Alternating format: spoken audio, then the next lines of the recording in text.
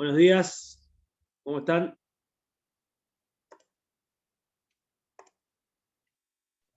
Buen día a todos. Hola, buen día a todos. ¿Cómo andan? ¿Todo bien? Buen día, profe. Sí, todo bien. Buen día. Vamos acostumbrándonos ya al coloquio, que va a arrancar a 8:30, así que hoy es la prueba piloto. Ya queda poco. Bien. Bueno, esperamos, ¿qué tal? Buen día a los que se van sumando. Esperamos 3 minutos más y vamos arrancando ya porque tenemos un día agitado. La agenda de hoy viene cargada de clases, parciales, así que sería bueno arrancar en breve. Recuerden que el parcial lo voy a subir ahora a 9:15, mientras Raúl ya es ahora más o menos finalizando la exposición. Y cuando Raúl termine, les voy a indicar, mostrándole el parcial por acá también, el tema de las consignas. Son dos consignas, dos casos, básicamente un mini caso y el caso mayor del parcial. No consideramos un parcial largo porque está como los datos bastante claros y es para el análisis corto, digamos, ¿no? Sobre todo el punto 2. Pero bueno, ahora lo van a ver en un rato y lo vamos a explicar acá. Así después ya les queda el resto del tiempo para realizarlo en el grupo, en el equipo, con el equipo, y entregarlo hasta las 13:30. Voy a abrir la herramienta tareas, habilitada hasta las 13:30. 13:30 cerró la votación. Así que entrega el líder, como un trabajo práctico, entrega el líder con el nombre de los integrantes presentes en el examen. Tengamos en cuenta esto, presentes en el examen, o sea, ya que van a trabajar la capacidad real y la capacidad teórica, bueno, los integrantes reales y no los integrantes teóricos, sería en este caso. Así que respetemos eso. Y una cosita más, y ya lo dejo a Raúl arrancar, porque ya somos 30. Recuerden que el lunes, que es 31 de mayo, es el último día para recibir trabajos prácticos. Algunas personas ya me lo estuvieron enviando, a lo cual agradezco. Y el lunes 31 cerramos con la nómina. Así que les pido por favor a las personas que deben trabajos prácticos, este sería el último aviso para el 31 de mayo, no marzo, iba a decir. Y el sábado que viene será el último día para ponerse al día con los exámenes. Aquella o aquel que deba el primer parcial o el segundo. Así que bueno, traten de manejarlo eso. Ya las fechas igual fueron expuestas la semana pasada, incluso antes. Pero vean el estatus, quién es esa persona afectada, así se pone al día, ¿no? Y terminamos de la mejor manera este cuatrimestre. Sin más, lo dejo al profesor exponer su clase de hoy. Bueno, buenos días a todos. Vamos a ver hoy un tema relativo a la capacidad de planta. Capacidad de planta es capacidad solamente de producir, sino de medir la producción. Y no solamente de producir y medir la producción, sino de analizar los efectos que tiene la producción y los costos en relación con esta cuestión relativa a la capacidad de producir y la velocidad de capacidad.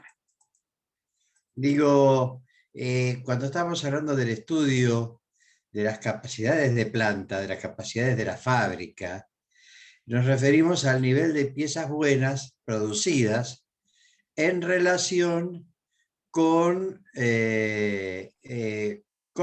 otra variable, que puede ser el tiempo, que puede ser los insumos, que puede ser, no sé, alguna otra variable que nosotros deseamos medir la producción, o sea, producción de piezas buenas en relación a insumos recibidos o materias primas recibidas.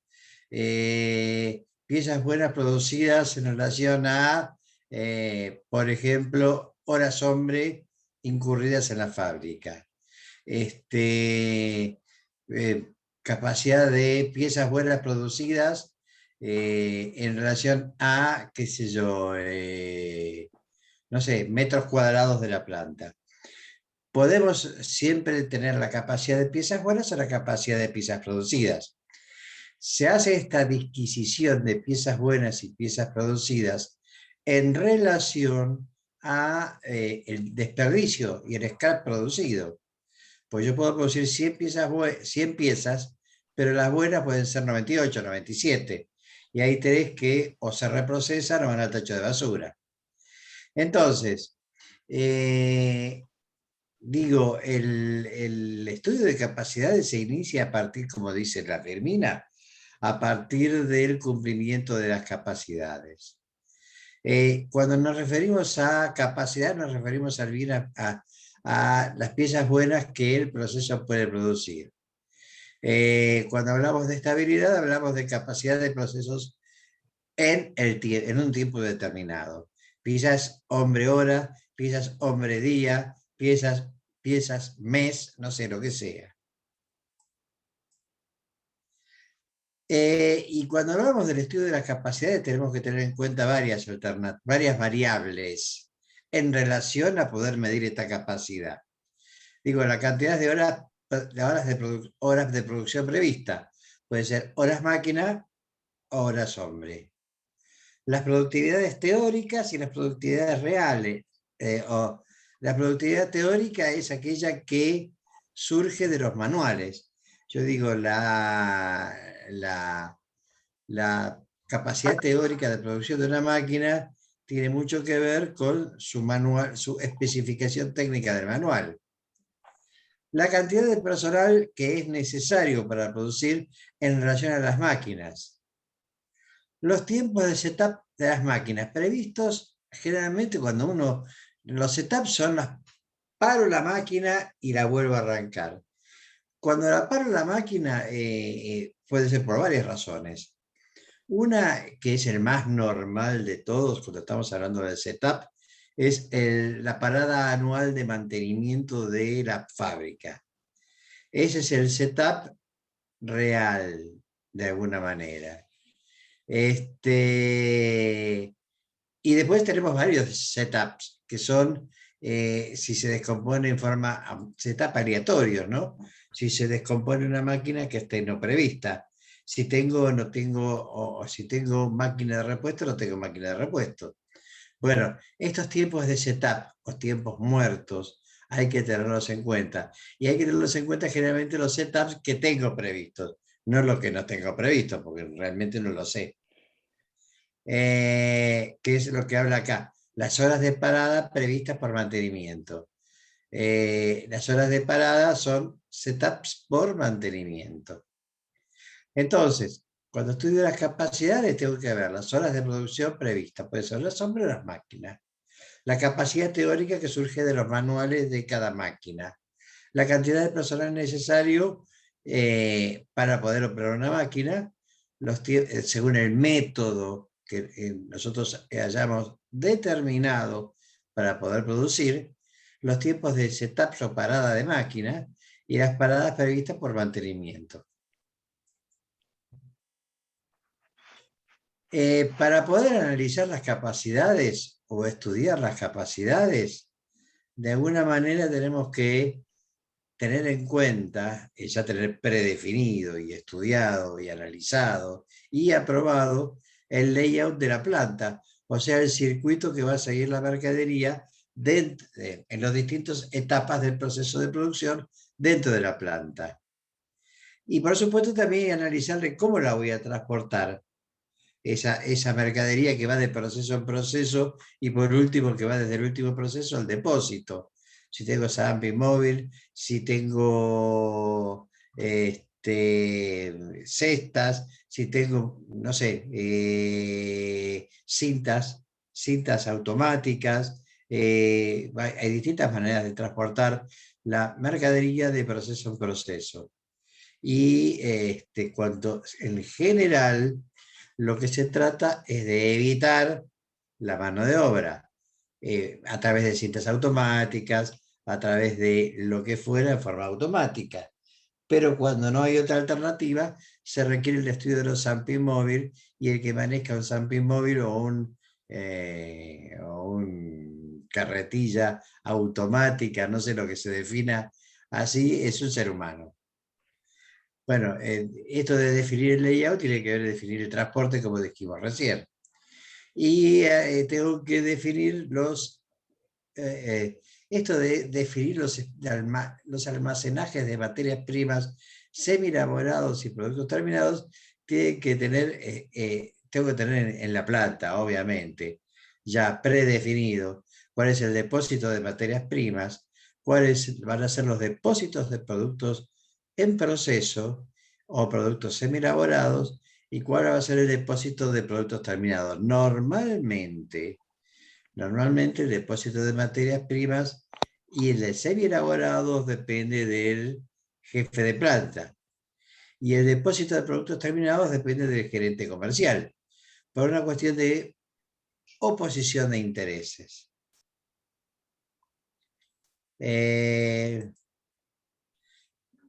Luego tenemos las capacidades. ¿Qué es una capacidad de planta?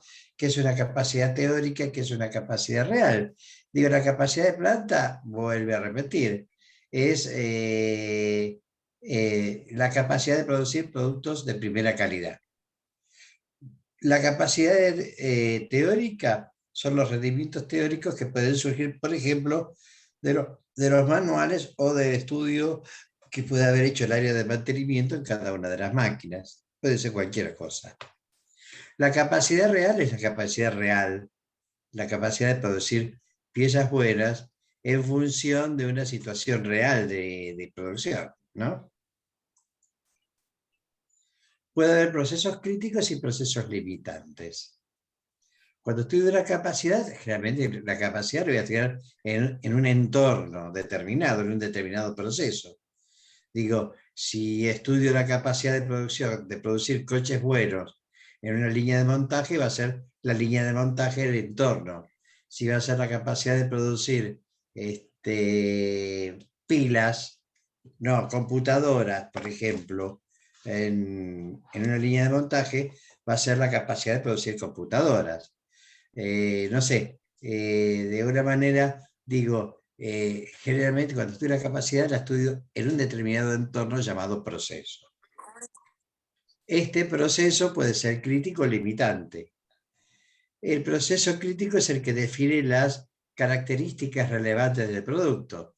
Por ejemplo, en una casa de modas será la parte de diseño. Y el proceso limitante es el proceso de menor producción, o llamado cuello de botella. El proceso limitante también es llamado cuello de botella, que es el proceso donde se producen la menor cantidad de productos. Si yo tengo que, por ejemplo, voy a producir algo, y ese algo tiene 4 procesos: proceso 1, proceso 2, proceso 3, proceso 4, y después pasa al depósito de productos terminados. El proceso 1 tarda 1 minuto, el proceso 2, 2 minutos, el proceso 3, 1 minuto, y el proceso 4, medio minuto. El proceso limitante es el proceso que tarda 2 minutos, o sea, es el que de menor producción en un periodo de tiempo. El que tarda 2 minutos en 1 hora va a ser el que tiene menor producción. Ese es el proceso limitante. ¿Se entiende?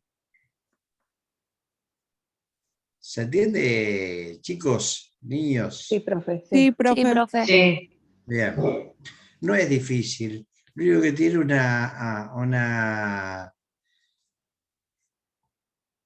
para el que no está acostumbrado, es una metodología distinta. Digo, capacidad. ¿Cuáles son la capacidad cuáles son los factores que afectan la capacidad? Y evidentemente la eficiencia de los equipos. Si yo compro un equipo con una determinada calidad, a ver, Lo mismo que decir, compra una máquina en Alemania y compra una máquina en China. No porque los chinos fabriquen malas máquinas, sino que de alguna manera la calidad y el diseño de las máquinas afectan la eficiencia. En todo caso, la eficiencia de los equipos es un factor que limita la capacidad. La eficiencia de los equipos me refiero, si una máquina, por ejemplo, la bondad de una máquina que produce 100 piezas hora en relación a una máquina que produce 60 piezas hora. Digo, va a ser más eficiente la que produce 100 piezas hora. Las horas de paradas programadas y no programadas es una estupidez porque, bueno, de alguna manera yo puedo prever las horas programadas. Lo que no puedo prever es si la máquina se descompone en forma aleatoria. De alguna manera tengo que recurrir a la estadística. A ver, ¿cuál es la probabilidad que se descomponga una máquina que acabo de comprar el año pasado? Bueno, eso el área de mantenimiento me tiene que decir, mira, las horas de setup o de parada anual son tantas y se producen en tal fecha. Y las no programadas puede ser que sean qué sé yo, el 5% de la producción. Ahora, ¿cuándo van a suceder? No, nadie lo sabe, porque bueno, evidentemente una máquina se descompone y nadie tiene la bola de cristal para saber cuándo se va a descomponer. Y de por último, el grado de cumplimiento de las especificaciones. Esto tiene que ver con las especificaciones en materia de producción de las máquinas y las especificaciones relativas a los métodos de trabajo previstos en la producción. Ustedes no se olviden que yo antes de estudiar la capacidad de planta hice un diagrama de proceso o un diagrama de producción, y después me molesté en hacer un diagrama de actividades múltiples o un estudio de métodos, y en función de este método determiné cuál es el método de trabajo que más se adecua a la producción que estamos estudiando. Y ese método tiene que ver con las especificaciones de los métodos de producción. Por ejemplo, acá nos está dando un ejemplo. Dice que fabricación de muebles de baño. Digo, ¿cuál es el proceso de producción? Digo, de alguna máquina tengo la placa, que es la materia prima, luego corto la placa, luego el pegado de canto, pegado de costado, mecanizado y el armado del mueble de baño. Digo, los componentes son la puerta 2, el parante 1, el piso 1, estante 1, el laterales 2. Nos está dando el despiece de esto sería el diagrama de proceso. Este sería el diagrama de proceso de forma secuencial. Digo, primero lo corto, luego lo mando a pegado, luego va mecanizado y luego va armado. Tengo un rendimiento del 76% en relación a ¿qué? El rendimiento del 76% en relación a la materia prima que ingresó. Ingresan 100 piezas de 100 placas y termino produciendo X cantidad de piezas hora. Esto me da un rendimiento del 76%. Lo que nos dice acá, obviamente, si es teórico o real. Asumo que es real.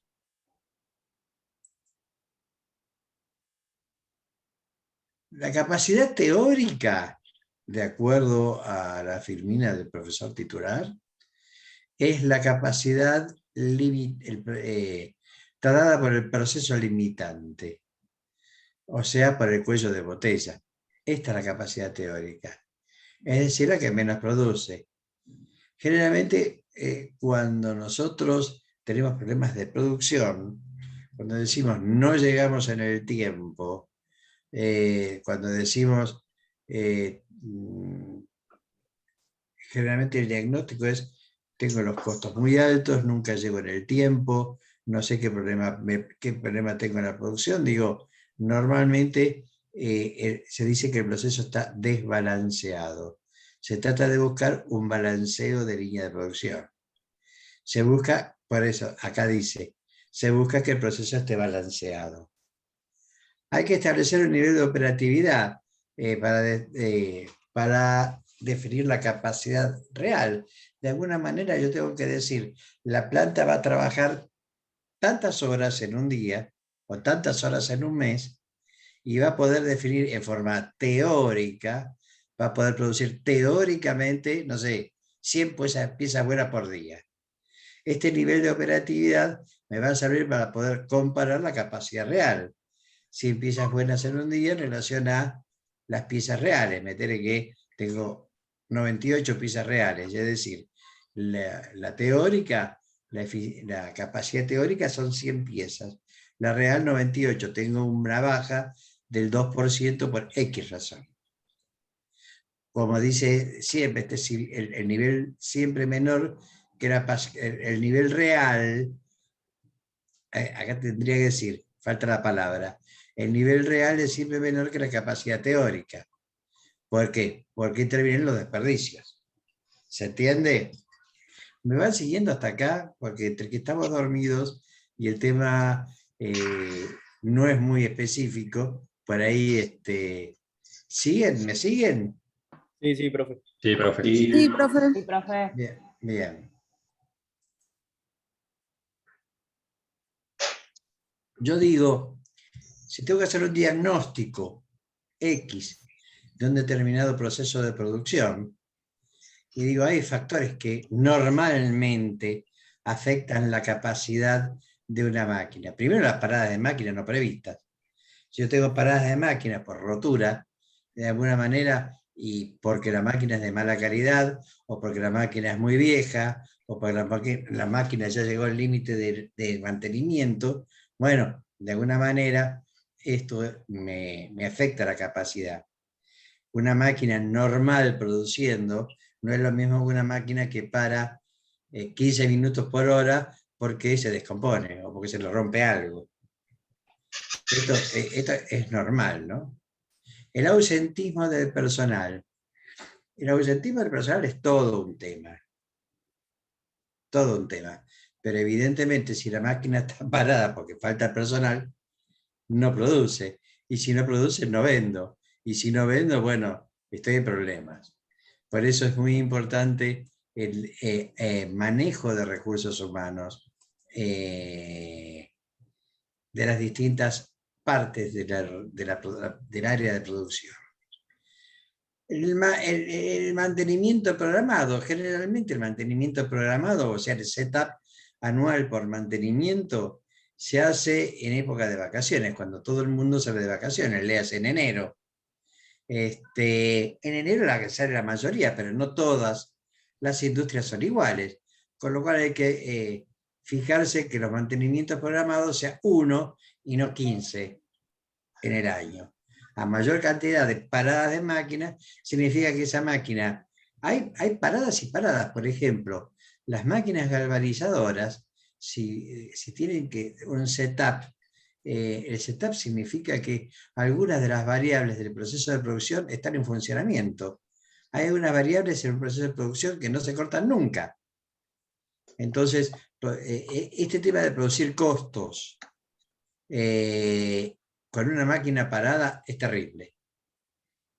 Errores de gestión, errores en la programación de la producción, errores en la dirección de la producción. Generalmente los errores producen errores en si una máquina, de alguna manera, por ejemplo, yendo al ejemplo de la chapa, hay chapa muy finita, chapa mediana y chapa gruesa. Generalmente se producen primero la finita, después la mediana y después la gruesa. Si el programador de la producción es no muy ducho en este tema y produce finita, gruesa, mediana, mediana, finita, gruesa, de alguna manera hay que hacer paradas para el cambio de materia prima. Las paradas implican tiempos muertos. Tiempos muertos implican pago de mano de obra y no produzco nada. Si yo digo, voy a tener que, como dijimos en el estudio de tiempos, es muy importante ver los tiempos asociados al proceso productivo. Si los cambios en las matrices son muchas por errores en la programación del material y tengo muchos tiempos muertos. Y si tengo mucho tiempo muerto, no produzco la capacidad, no soy eficiente produciendo. La falta de capacitación tiene que ver con la falta, por eso en la producción, como en la vida real, digo, cuando estamos tomando un experto en finanzas, generalmente buscamos personas con habilidades para este tema, no solo habilidades teóricas en cuanto a la profesión en sí misma, sino habilidades prácticas por experiencia.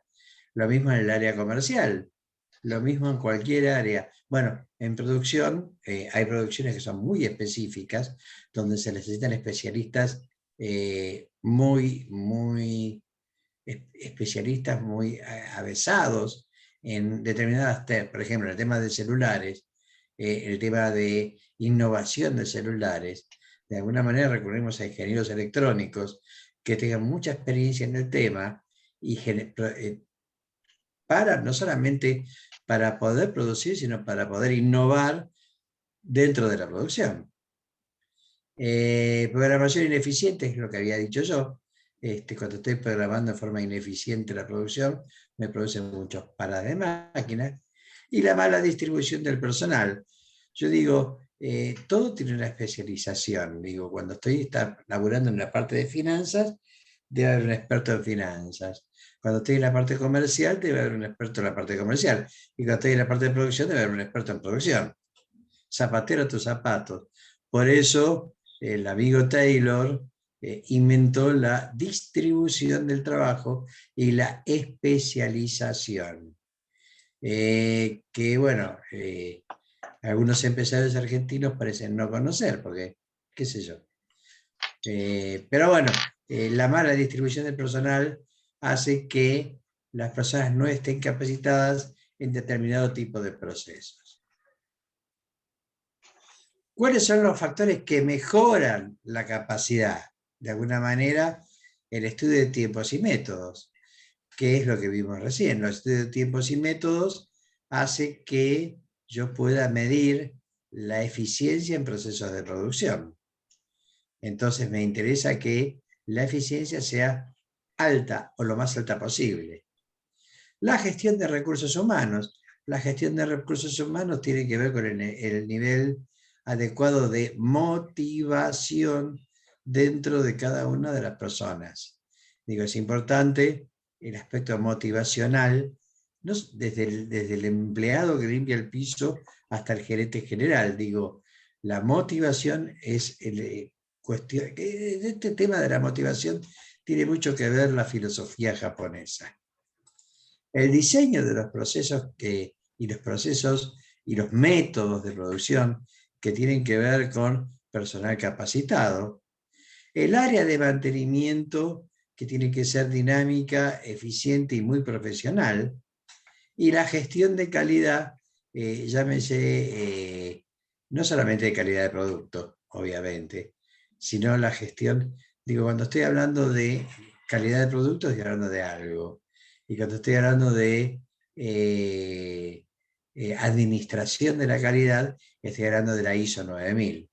En todo caso, en este caso, cuando estoy hablando de la gestión de calidad, me estoy refiriendo a los dos: calidad de producto y calidad y administración de la calidad. ¿Por qué? Porque es muy importante el tema de la gestión de calidad, ¿no? ¿Por qué? Porque si mis productos salen de segunda, de tercera al mercado, me devora la competencia. ¿Sí? Digo, la gestión de calidad termina siendo muy importante en relación a las empresas competidoras. Vuelvo al principio, es muy importante por eso poder revisar y hacer los diagramas de actividades múltiples que de alguna manera me determinan el método de trabajo, los tiempos ociosos y los costos ocultos que puede llegar a tener un determinado proceso de producción. Creo que este tema ya lo hablamos en la clase anterior, pero es muy importante. Recalco, muy importante el diagrama de proceso, como aquel diagrama que puedo yo identificar las distintas etapas del proceso de producción, como tan importante es el diagrama de actividades múltiples, donde yo puedo diagramar los métodos de trabajo del hombre asociado a una máquina. ¿Me entienden hasta acá? Sí. Bien. Cuando hablamos de flujos de trabajo, es el flujo de trabajo en función de la distribución del trabajo para poder producir. En los sistemas intermitentes, los esfuerzos se ponen en capacidades individuales y en el balance operador-máquina. En los sistemas continuos, el esfuerzo se centra en la capacidad de línea y en el balanceo de la línea de montaje. A ver, ¿qué quiere decir esto? Que el flujo de trabajo es la distribución de trabajo a lo largo de un proceso de producción. En aquellos sistemas que son intermitentes, el esfuerzo lo pone el operador de cada máquina, porque el operador de cada máquina define los tiempos de producción y voy a tener en cuenta el mayor tiempo para establecer la producción de un periodo de tiempo. Y en los sistemas continuos, el esfuerzo lo pone la capacidad de la línea. Por eso vuelvo a insistir, la importancia y la bondad de un adecuado balanceo de línea.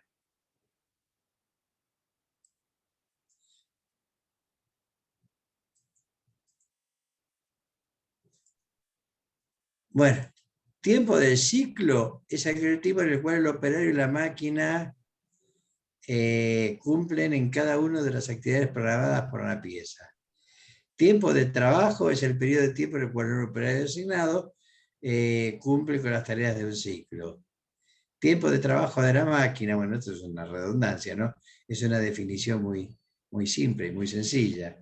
Tiempo de trabajo de la máquina es el tiempo de maquinado o ciclo puro de maquinado. Porcentaje de utilización del trabajo y porcentaje de utilización de la máquina. O sea, de alguna manera, esto está... Bueno, de alguna manera define cuál es el tiempo de ciclo de producción, cuál es el tiempo de trabajo del ser humano, del hombre, cuál es el tipo de trabajo del hombre, cuál es el porcentaje de utilización y cuál es el porcentaje de utilización de la máquina. Y esto sería un gráfico teórico de un diagrama hombre-máquina, así muy sui generis, donde fíjense que acá tengo, en una columna tengo la gráfica del trabajo del ser humano en relación a la inyectora 1, inyectora 2 e inyectora 3. En todo caso, fíjense que acá voy diagramando el método de trabajo, o de alguna manera voy a buscar un método de trabajo para que a lo largo de un periodo de tiempo la producción sea más eficiente. Pero lo tengo que ver para poder determinar un método, porque no sea cosa... Hay métodos de trabajo distintos. Está el método de trabajo para el armado de una computadora, el método de trabajo para el armado para el montaje del automóvil, el método de trabajo para, qué sé yo, para el packaging de las galletitas. No sé, hay métodos para todo. Pero se trata de estudiar el método para producir la máxima producción sin lograr que el ser humano se agote.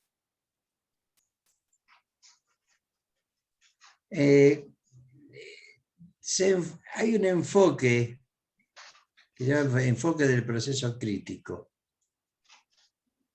Enfoque del proceso crítico es recuerden que el proceso crítico es aquel proceso limitante por la menor cantidad de piezas, también llamado cuello de botella.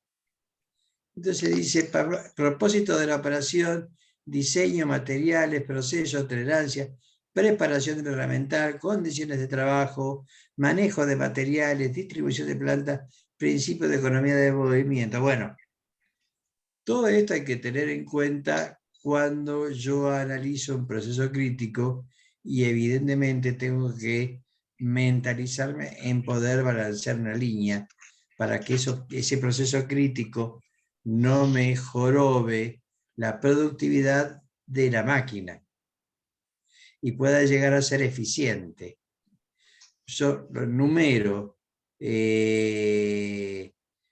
porque bueno, es importante, inclusive ya hemos hablado del manejo de materiales, ya hemos hablado de las condiciones de trabajo, ya hemos hablado de la distribución de planta, ya hemos hablado, y recién terminamos de hablar de, bueno, creo que la clase pasada, cuando hablamos de la determinación de tiempo, hablamos de principios de economía de movimientos. Normalmente es importante que ustedes lo sepan, no van a ser ingenieros, pero bueno, recuerden lo que vimos en cada uno de estos temas la clase pasada. Preparación del herramental son las preparaciones de máquinas. Yo digo, cuando uno piensa en, por ejemplo, un nuevo coche que sale al mercado, uno de los costos importantes que tiene la terminal automotriz es aquella relacionada con el herramental, es decir, las máquinas que van a que van a necesitar en un proceso de producción, que no son las mismas que para todos los coches, porque las matrices son distintas, las partes son iguales, por eso se trata de alguna manera de estandarizar las partes en el proceso de producción. De alguna manera ustedes ven distintos tipos de modelos de coches con, qué sé yo, la trompa que es muy similar uno con otro, porque se trata de estandarizar, y esta estandarización de piezas tiene que ver con esta cuestión de preparación del herramental. Las matrices de las máquinas salen muy caras, por eso se trata de aprovechar todo lo que uno tiene.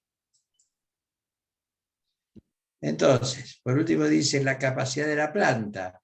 ¿Cuáles son los métodos para obtener la capacidad de la planta? Dice, el proceso más lento es llevar a todo este proceso un ahorro de recursos. El proceso más rápido, el proceso aumenta la producción.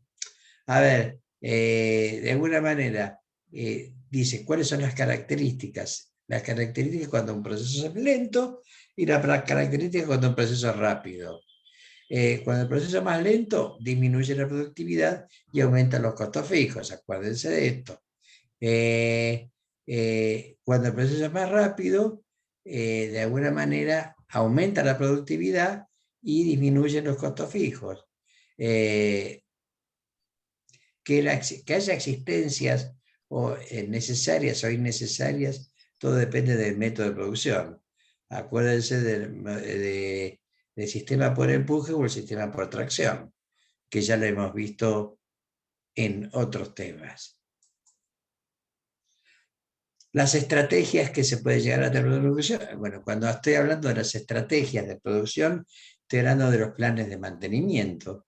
Generalmente, como se elabora un presupuesto una vez por año, también se elaboran los planes de mantenimiento preventivo, que es lo que yo puedo poder prever, y de alguna manera tener previsto que alguna que otra máquina se puede llegar a descomponer. Depende del nivel de vida de las máquinas y el nivel de inversión que el empresario ha puesto a la fábrica, ¿no? Yo me acuerdo que Pirelli tenía máquinas de la Segunda Guerra Mundial produciendo cables. Queda menos de un minuto, ¿eh? Bueno, evidentemente el mantenimiento es muy alto y tratamos de terminar este minuto. El diseño de procesos, la mejora de procesos, el estudio de métodos nuevamente, el análisis estructural, el desarrollo de proveedores y la capacitación del personal son factores a tener en cuenta como estrategia de producción. Ya hemos hablado del diseño de procesos, ya hemos hablado de la mejora de procesos, ya hemos hablado de estudio de métodos en el análisis ¿cómo se llama? Del diagrama de actividades múltiples, y el análisis estructural que ya vimos, desarrollar proveedores y capacitar personal. Esto tiene mucho que ver, el desarrollo de proveedores y sobre todo la capacitación, y yo diría capacitación y motivación del personal